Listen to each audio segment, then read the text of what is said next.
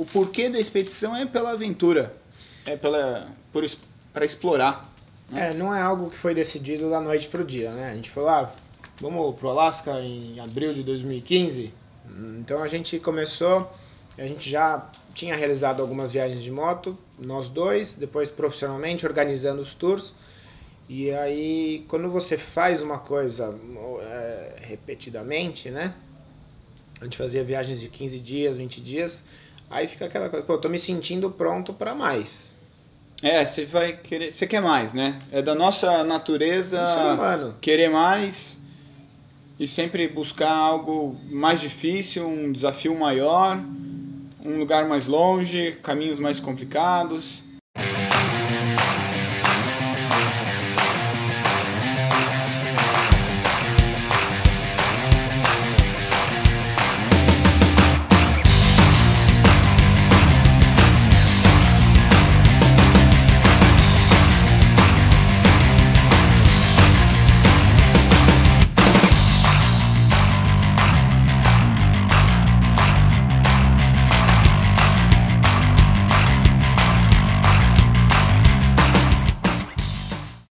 A gente vai sair de Itu, interior de São Paulo, e a gente vai entrar na Bolívia por Corumbá.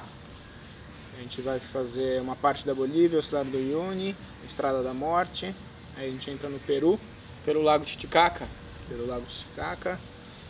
A gente dá um balão no Peru, vamos para Cusco, Machu Picchu, Arequipa, Nazca, Lima. Daí a gente sobe para o Equador. Aí a gente sobe para Colômbia, vamos até Cartagena, Caribe colombiano. A gente despacha as motos de balsa para o Panamá. Apesar de ser ligado por terra, é uma zona de guerrilha, não é recomendado atravessar. Nem tem estrada direito, na verdade, né? Então, do Panamá, Costa Rica, Nicarágua, Honduras e Guatemala.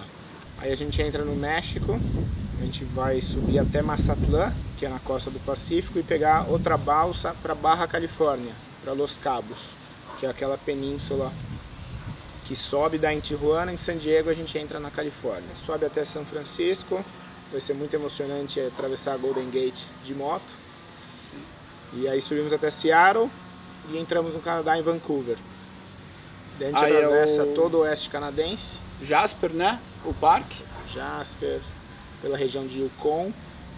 E aí entramos no Alasca e vamos até Prudhoe Bay, que é a cidade mais ao norte das Américas, acima do Círculo Polar Ártico.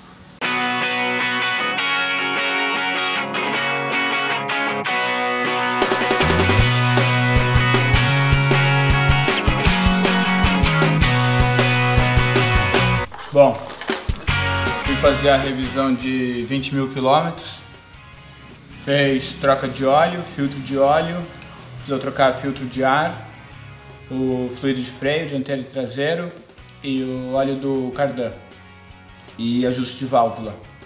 Então a moto está pronta, revisada, a próxima é com 10 mil quilômetros, deve ser em Cartagena, Colômbia, vai ser a revisão de 30 mil. E a revisão de 40 mil está programada para ser feita em Vancouver, Canadá. É a última revisão da viagem, que deve terminar com 30 mil, então são mais duas revisões. A moto está com 20, está com 18 e deve terminar a viagem com 48 mais ou menos. Show de bola!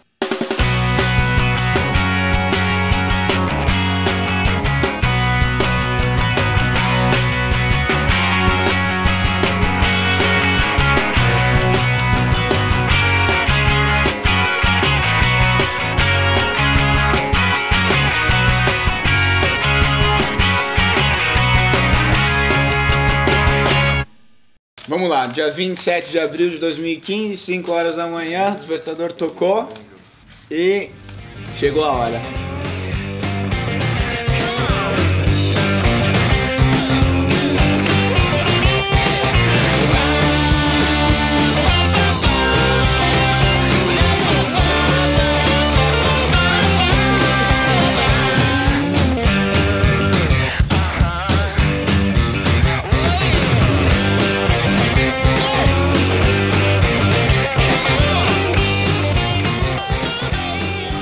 Tudo pronto, João? Tudo pronto, motos prontas, pilotos prontos. Agora é só mais uns 73 dias para chegar no Alasca. Mais uma semana para descer para Seattle. E tranquilo, rapidinho. Então a gente vai hoje. Hoje nós vamos para Aquidauana. Que é. Vamos lá tirar uma coisa, né?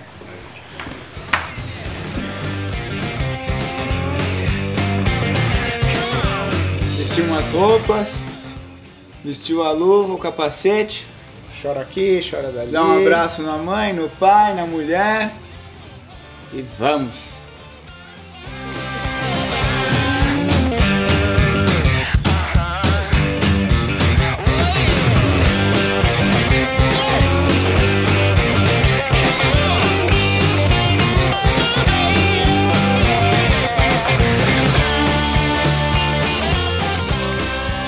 Esse primeiro dia é interessante, assim, a hora que sai de casa, Descer a rampa de casa. vai, aí rola uma mistura, essas sensações, né?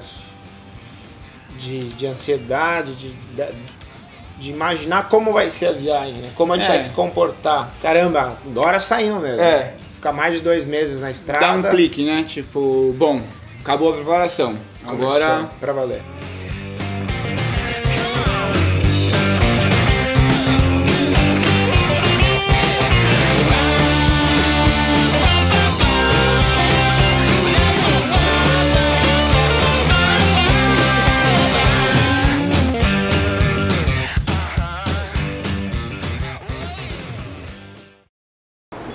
Bom, estamos no primeiro dia de viagem, 150 km de casa, agora é pra valer. Hoje a gente tem um dia longo até Aquidauana, são mais de 1000 km, mas não vai ser todo dia assim. Na média a gente deve percorrer uns 500 km por dia, isso aí, intercalando com alguns dias livres. A gente está fazendo a Expedição Alasca, mas a última coisa que está na minha cabeça agora é o Alasca, né? é difícil não pensar no destino final, mas a gente tem que ficar focado agora no dia a dia, nos próximos 200 quilômetros, para dar tudo certo. Estamos muito empolgados, muita sede de asfalto e vamos cair na estrada e vai acompanhando.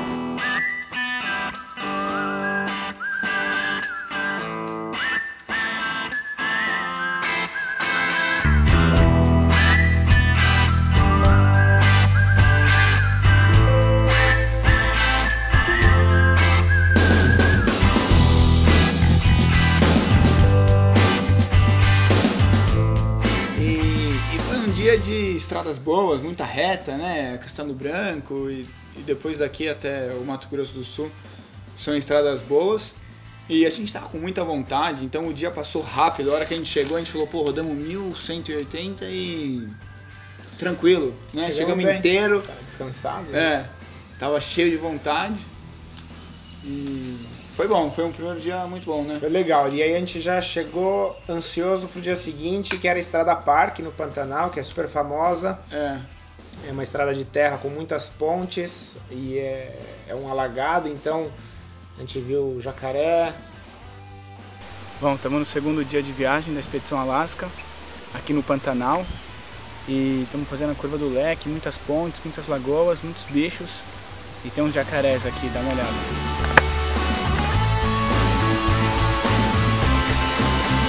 Muito legal, mas vamos embora, vamos sair daqui antes que o jacaré venha pegar a gente.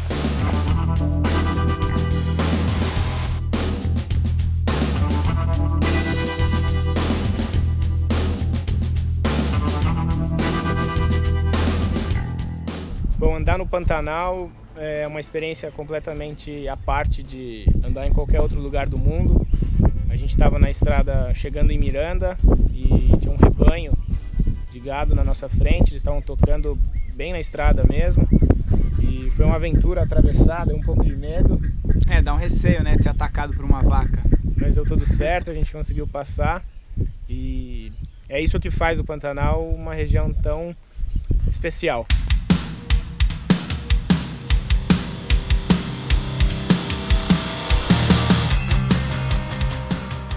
Estamos aqui no Porto da Manga, na Estrada Parque, no Pantanal, e vamos atravessar agora o Rio Paraguai. Saímos de Aquidauana e vamos chegar em Corumbá hoje. Vamos cruzar o rio aí e depois falta pouco, mais uns 100 km até Corumbá. É isso aí. Vimos jacaré, capivara, iguana, macaco, tamanduá, arara, tucano, garça.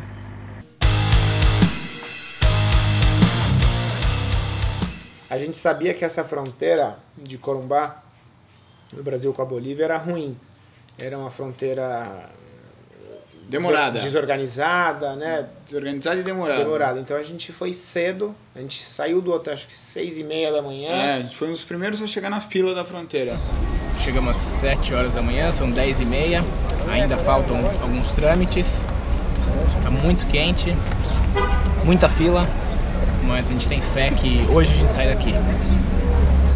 E a gente tinha que sair até meio-dia de Corumbá, porque a gente tinha 630 quilômetros até Santa Cruz de la Sierra, que é a primeira cidade. A gente tinha definido um porque aquele trecho, não tinha praticamente nada antes. Até Santa Cruz tinha uma cidadezinha pequena. Sim, a gente tinha definido que a gente teria que sair até meio-dia, 1 hora para chegar durante o dia em Santa Cruz. Porque é uma área perigosa, ainda um pouco violenta. E foi passando o tempo, quando a gente viu, era meio-dia, a gente não tinha nem dado entrada na Bolívia.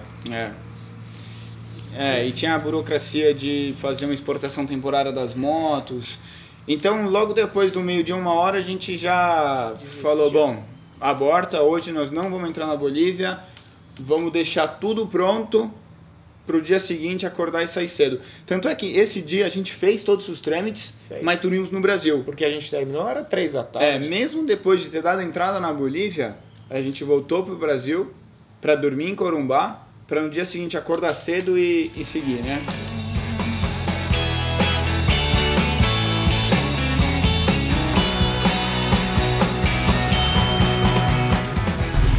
Bom, ontem ficamos o dia inteiro fazendo os trâmites, quase 7 horas em filas. Hoje a gente passou aqui na polícia boliviana só para pegar o permisso de conduzir na Bolívia e finalmente estamos propriamente, devidamente documentados e vamos seguir rumo a Santa Cruz de la Sierra. Vamos nessa!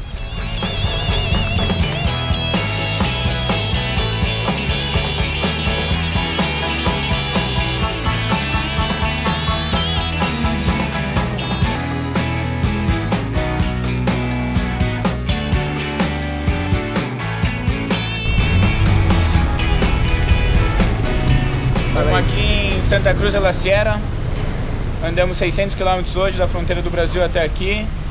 E em todos os postos eles têm 2 preços, um para quem é boliviano e outro para estrangeiro. O preço para boliviano é R$ 3,75, para estrangeiro aqui está R$ 9,26, então é quase o triplo do preço. E eles sugerem que a gente enche um galão, pare a moto uma esquina depois, uma quadra, vá e enche o tanque lá. Se a gente encher no galão, aí é o preço normal. Mas aí o galão pode estar sujo ou tem que fazer isso 3 vezes, vai demorar muito mais e dá muito trabalho. E o que eles acham disso? Os frentistas queriam fazer o preço normal, eles não concordam dessa lei. Em alguns postos, inclusive, tem a presença do exército, tem câmeras e é tudo muito bem controlado aqui. Então paciência, a gente paga mais caro e segue viagem.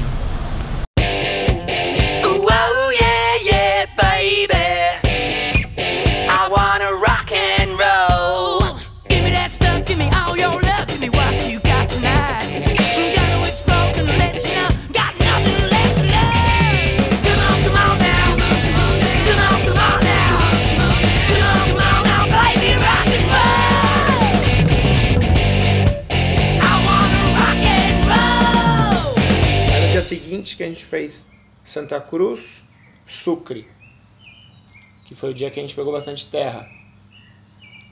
Foi isso? O talco, né? Foi muito legal.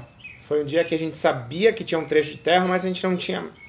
A gente pesquisou e falaram, é uma estrada de terra, é legal. Que eram boas as condições da estrada, né? Falaram que a estrada era boa. Hoje foi o dia do quase. Quase.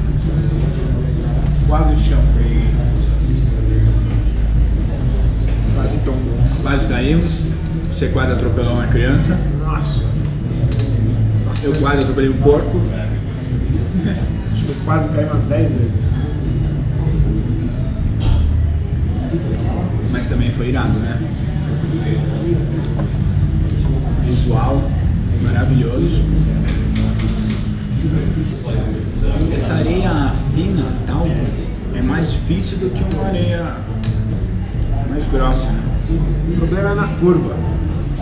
Porque como o motor está jogando, se você está numa reta e tem essa areia, tudo bem, você deixa ela trabalhar. Agora que você quer fazer a curva, e os caminhões, né? Poeira.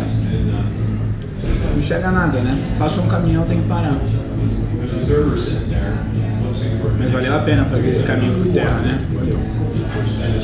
Valeu muito a pena. Estamos aqui em Potosí e no posto de gasolina. Pegamos a fila, a hora de abastecer. Negaram, falaram que não abastecem veículos de estrangeiros, que é proibido por lei, né? não é por lei. Ela falou, estou proibida, como se fosse uma política desse posto. Eu falei, poxa, mas tem o preço internacional, a gente paga. Ele falou, não posso. Tem um outro posto aqui a 3 quadras, eles abastecem. Então aqui é bem confuso os abastecimentos. Alguns postos cobram preço estrangeiro, preço internacional, outros cobram preço normal e outros nem abastecem. Então por isso que é bom estar preparado, ter um galãozinho e nunca deixar pra ficar sem gasolina. Vamos abastecer no outro posto então. E um cenário maravilhoso, né? Um cenário. Um visual muito bonito. Mas foi um dia cansativo. Foi bastante. A gente andou acho que 500 e... Nem 600 quilômetros, mas chegamos cansado, porque quando você anda na terra, a velocidade média cai bastante. Então você demora muito mais para fazer trechos e curtos. exige muito mais fisicamente. Né? E ainda chegamos em Sucre e fomos dormir na altitude. Já foi a gente o entrou começo na da altitude. altitude. Foi quando começou, que a gente passou uns 10, 15 dias acima de 3.000 metros praticamente, né? A gente ficou muito tempo na altitude. Foi. Aí em mais 2 dias chegamos no Salar do Uyuni. Estamos aqui na cidade de Uyuni. A gente saiu cedo de Sucre. Passamos por Potosí-Uyuni. Isso foram 350 quilômetros. Aí agora a gente vai vir aqui em direção ao Salar do Uyuni, onde tem a Isla de Pescado, tem o Hotel de Sal. Vamos passear um pouco, vamos ver se a gente acampa aqui nessa ilha. E amanhã de manhã a gente segue para La Paz. Vamos lá ver esse deserto de sal como é que é.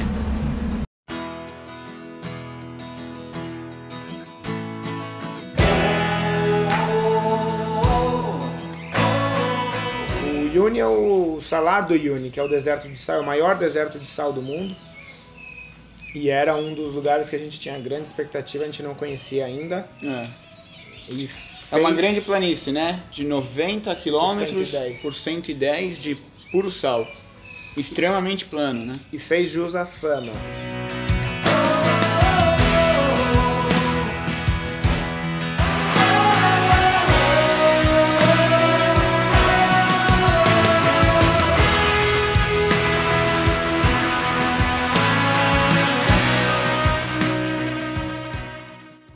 Então a gente se informou bem e seguimos para a Isla Pescado, que é uma ilha Com cactos. Cheia de cactos milenares. Mas é engraçado, a gente sabia, pegamos informação, sabia qual que era a rota, fomos indo, no meio para no deserto, no Hotel de Sal, conversamos com o pessoal, bom, cadê? É nessa direção, 75, 90 quilômetros, só seguir, segue E a dica era, segue o rastro dos carros, porque não tem sinalização, não tem estrada. E todos vão pra lá, Não tem nada, mas a rota do turismo é pra lá. Bom, legal, é isso aí, então vamos.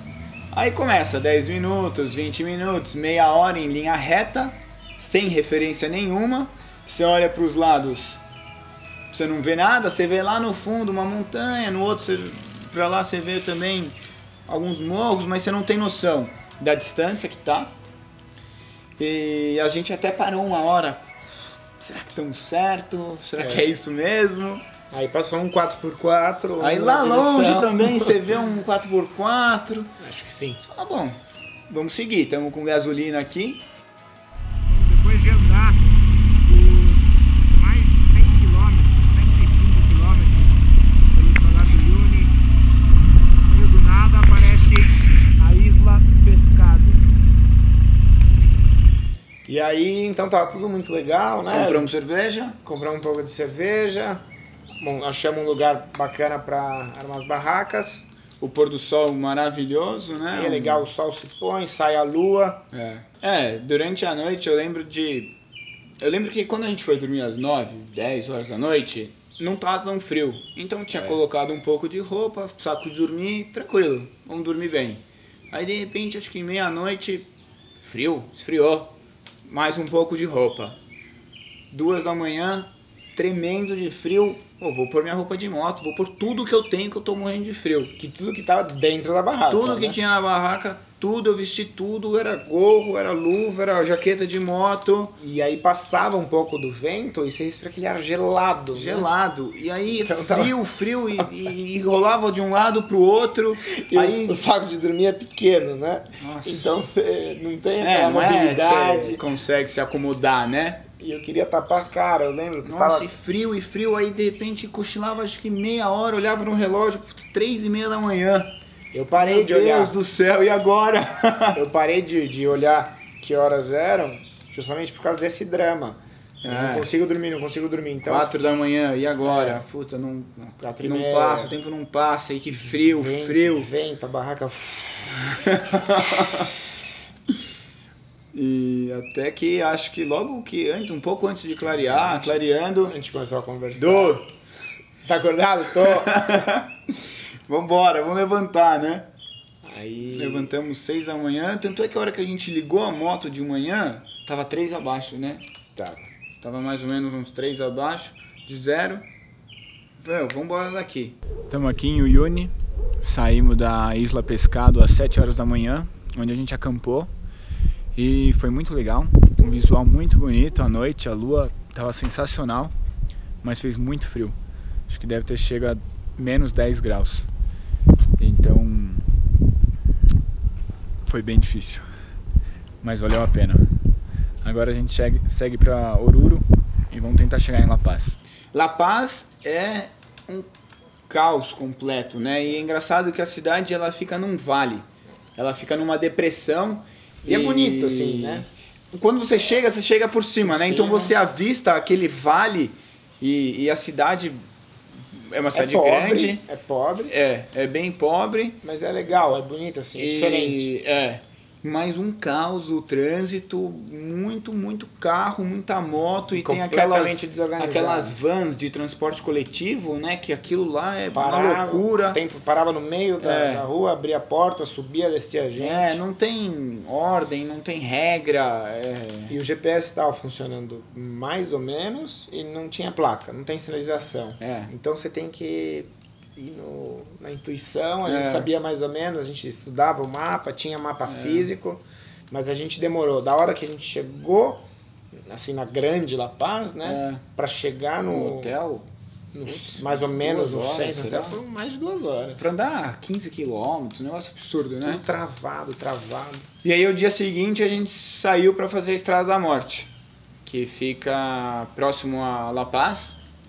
E aí também foi um dos dias mais especiais da viagem, né? Foi muito legal. É isso aí. Chegamos. Saímos de La Paz, rodamos quanto? 50 quilômetros. 50 quilômetros. E estamos aqui no caminho da Estrada da Morte. Nosso último dia na Bolívia. Vamos finalizar com chave de ouro. Mas a ideia é sair vivo. Não, com certeza. Tá bem nublado, então vai ser uma aventura enfrentar a Estrada da Morte com essas condições. Mas vai ser bem divertido. Vambora.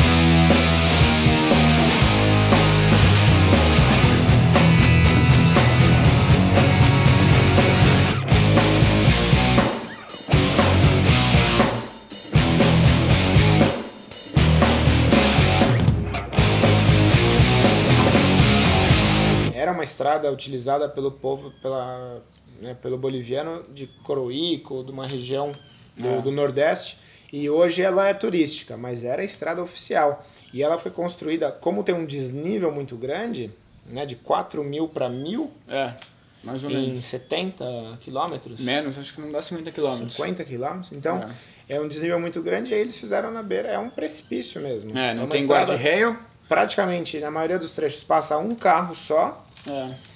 e então é emocionante. Às vezes você tá andando, você olha assim, você vê aquele precipício, uma queda enorme. E lá em cima tava frio, lembra? Tava bem frio, Neblina. tava uns 3 graus, Tava com acho, neblina. 5 graus. Tava muito frio, neblina, o tempo fechado. Aí a gente ficou apreensivo, A gente ficou chateado. A gente falou, Puta, não vamos conseguir ver. Aí descemos, deu 15, 20 minutos. Abriu tudo. Abriu o tempo e começou a esquentar. Vamos descendo, começou a esquentar. Lá embaixo tava 30 e poucos graus. Né? Arara. Não, de repente virou floresta. Uma bela de uma arara. Visual muito bonito. E aqui o nosso almoço. E aí, Edu? Legal a Estrada da Morte? Demais. Uma massinha. É legal, fala aí, o contraste das montanhas para a floresta. Saiu de 4.000 metros para 1.000. Saímos da montanha para a floresta. Mudou completamente. E foi muito E legal. aí a gente voltou e dormiu em La Paz de novo. Voltamos, dormimos em La Paz. E aí depois de La Paz a gente já seguiu pro Peru. Que aí a saída de La Paz de novo foi aquele caos, trânsito infernal. E aí seguimos. E aí que a gente queria já lavar a moto pela primeira vez. Nossa, a gente tava louco pra lavar a moto já. Porque a gente pegou terra, barro e aquilo tava... Chuva. É. E a moto, nem por vaidade, mas é importante deixar ela limpa para você enxergar, né? Qualquer coisa, ela tem que tá em ordem. Até pra você, qualquer tipo de manutenção que você tenha que fazer na moto, ela tem que estar limpa, né? Aí a gente foi pra... Segunda fronteira. Pra próxima fronteira Bolívia-Peru, atravessamos Titicaca, que é o maior lago Navegável mais alto. em altitude, né? Ele tá 3.800. quase 4.000 metros, ele é gigantesco, tem algumas horas que você beira o lago e você olha, a sensação é que é um oceano. Né? Parece que você tá vendo o mar. A gente atravessou numa balsinha... Isso ainda na parte boliviana. Na Bolívia, que era uma balsa a remo, né? Não tinha motor. Sim, tinha um motor sim. Tinha um motor bem fraquinho. Tinha um motorzinho. Mas é uma balsa bem precária, né? Precário, Cruzando da Bolívia pro Peru, o Lago Titicaca, uma Copacabana na Bolívia ainda, para ir para Puno no Peru. Muito legal, show de bola visual.